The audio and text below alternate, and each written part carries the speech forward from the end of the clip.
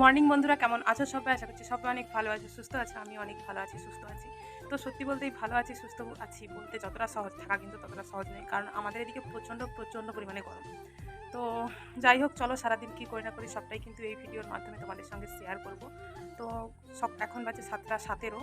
তো ঘুম থেকে অনেক আগে উঠে পড়েছি, সকালের কাজ বাজ সমস্ত কিছু কমপ্লিট। তো এখন স্নান করে এই বাড়িটাতে এসেছি শাড়িটা মেলার জন্য। তো এখনও পার্মানেন্টভাবে এই বাড়িটাতে আমরা কিন্তু আসিনি, কারণ এখন থেকে চিন্তায় আছি এই বাড়িটাতে আসলে কীভাবে থাকবো। তো যেহেতু দেখো মাঠের ওপরে বাড়ি, তো প্রচণ্ড পরিমাণে রোদ লাগে, সূর্যটা এদিকে উঠে ঘুরে ঘুরে সারা দিনটা এই বাড়িটার উপরে পড়ে। তো প্রচণ্ড পরিমাণে তাপ সত্যি বলতে, তো একদমই যাকে বলে থাকা দেয়। তো যাই হোক, যখন আসবো তখন দেখা যাবে, আগের থেকে এত ভয় পেয়ে লাভ নেই, তাই না? তো চলো এখন শাড়িটাই ঘরে মেলে দিই, তারপরে কী করি না করি সবটাই তোমাদের সঙ্গে শেয়ার করব।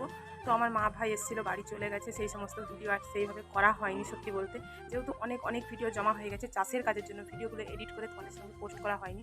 তো যদিও চাষের কাজে আমি হাত দিইনি, তো তবুও বাড়িতে হচ্ছিলো যখন টুকিটাকি মানে লেগে দিতে হতো। শুধু ফোন নিয়ে বসে থাকলে তো হবে না, যখন কাজের সিজন, যার জন্য সেইভাবে ভিডিওগুলো এডিট করে পোস্ট করা হয়নি। তো একে একে পোস্ট করব।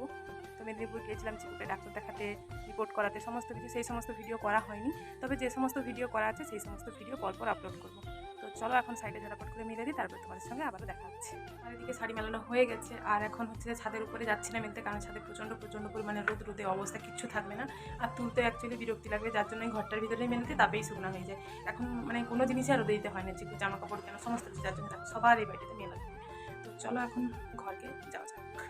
আর এখন সকালটা স্নান করছি, অনেক সুন্দর আরাম লাগছে, কিন্তু এই আরাম বেশিক্ষণ থাকবে না, কারণ ঘাম ঝরে একাকালে, তার জন্য কানের খুলে দিয়েছি, গলার খুলে দিয়েছি, প্রচণ্ড গরম দেয়। আর গলার দিকটায় মানে কীভাবে র্যাশ টাইপের হয়ে গেছিলো, যেহেতু সারাক্ষণ চেনটা পরা থাকতো, তো যার জন্য সমস্ত কিছু খুলে দিয়েছি। তো চলো এখন যাই। তো এসেই প্রথমেই লেগে পড়েছি চা বানাতে। তো কী বলো তো, অনেকেই ঘুম থেকে উঠেই সকালবেলায় চা খায়, আমাদের কিন্তু সেটা নয়, আমরা 8টা-9টা এরকম টাইমে খাই। তো প্রথমেই ঘুম থেকে উঠি, বাসি কাজ সমস্ত কিছু কমপ্লিট করি, তারপরে স্নান করি। স্নান করে এসেই কিন্তু মুড়ি দিয়ে খাওয়ার জন্য কিছু না কিছু বানাই, তারপরেই কিন্তু আমরা চাটা বানিয়ে খাই। তো এটাই হচ্ছে আমাদের বাড়ির নিয়ম। তো যাই হোক, এখন দেখো চা বানানো হয়ে যাওয়ার পর সবাইকে দিয়ে দিয়েছি। তো তারপরে আমরাও নিয়ে বসে পড়েছি চা, বিস্কুট, মুড়ি ঝুড়ি সমস্ত কিছু নিয়ে। তো চলো খেয়ে নেওয়া যাক। দেখো চা খাওয়া দাওয়া করে এখন এসেছি পুকুর পাড়। তো কল্টুকে নিয়ে ঘুরতে, কল্টু বেদম দুষ্টামি করে, শুধু এর কোলে চাপবে তার কোলে চাপবে। তো যার জন্য পুকুর পাড়ে আসলাম, বেশ ভালোই বাতাস দিচ্ছে। আর কোকিল ডাকছিল, কোকিল কেমন ডাকছিল বল্টু?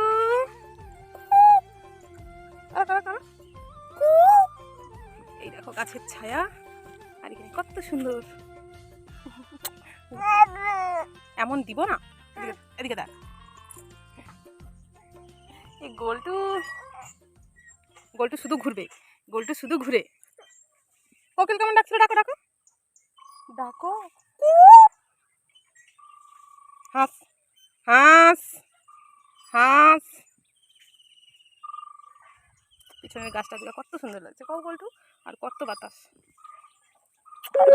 তো সত্যি বলতে গলাটা আমার এতটাই ভেঙে গেছে যেটা বলার নয়, তবুও কিন্তু আমি চেষ্টা করছি কন্টিনিউ ভিডিও দেওয়ার জন্য। সেই জন্যই কিন্তু ভাঙা গলা নিয়ে বসে পড়েছি ভিডিওটা এডিট করতে। আর ভিডিওটা হলো 1 সপ্তাহ আগের, তখন কিন্তু গলাটা এত অবস্থাও ছিল না, এরকম অবস্থা ছিল না। কিন্তু কিভাবে যে হয়ে গেল সত্যি সেটা আমি নিজেও জানি না। প্রথমে ঠান্ডা লেগেছিল, জ্বর সর্দি কাশি হয়েছিল, সেই থেকেই কিন্তু আমার গলার অবস্থা এরকম।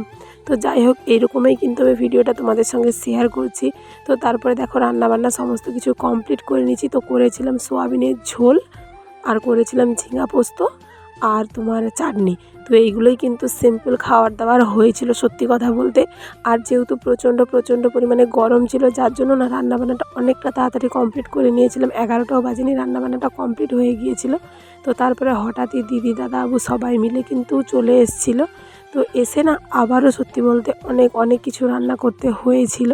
তো সেগুলো আর ভিডিও করে দেখানো হয়নি সত্যি বলতে। তো যেহেতু অনেকটা পরিমাণে চাপের মধ্যে ছিলাম, সেই জন্য যতটুকু পেরেছি কিন্তু ততটুকু ভিডিও করেছি। তো দুপুরে খাওয়া দাওয়া সমস্ত কিছু হয়ে যাবার পর বিকেলে কিন্তু সবাই মিলে বসে আমরা গল্প করছিলাম, আড্ডা দিচ্ছিলাম। তো তারপরে দেখো এখন হবে রাত্রেবেলায় খাসির মাংস। তো এইদিকে আমার ননদিনী এখন রান্না করতে বসে পড়েছে। তো এই ননদটাকে আমার আগে কোনো ভিডিওতে দেখোনি। তো অনেক দিন পর এসছে আমার মাসি শাশুড়ির মেয়ে, আমার মাসি শাশুড়িকে দেখতে এসেছিলো হঠাৎ করে আমাদের বাড়িতে চলে আসে। আমাদের রান্নাবান্না সমস্ত কিছু কিন্তু হয়ে গেছিলো।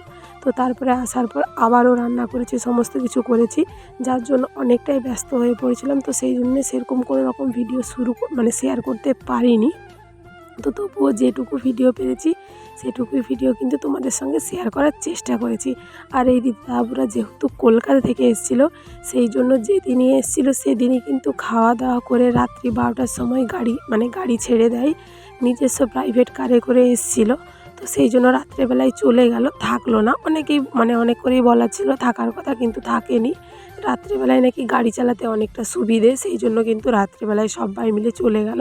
আর সত্যি বলতে অনেকটাই ব্যস্ত ছিলাম, যার জন্য সেরকম কোনো ভিডিও শেয়ার করতে পারিনি।